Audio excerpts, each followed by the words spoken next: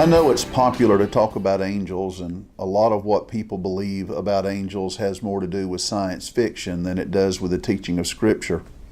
But there's this wonderful text in Psalm 91, verse 11.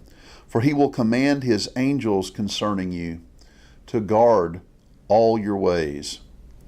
I remember several years ago when I was pastoring a small church. One Sunday night I was preaching and there was this powerful presence with me. I don't know how to explain what I was experiencing or what I was feeling, but I just had this sense that someone was standing behind me. And it was a very real, palpable presence.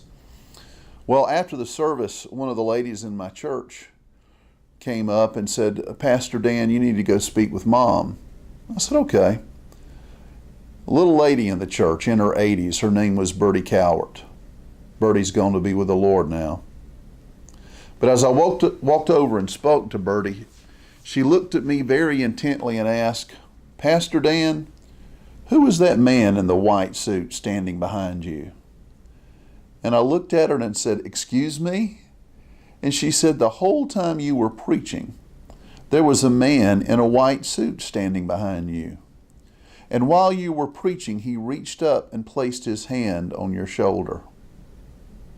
No one in the church saw that except a little 80-year-old lady. I knew that there was a presence with me.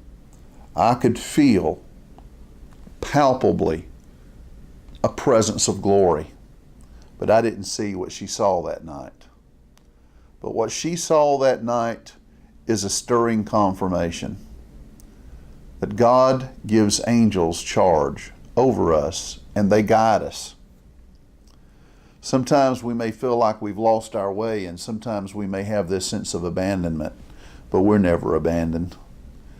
God's Spirit is always dwelling in us, and God has appointed angels to guard us and guide our way.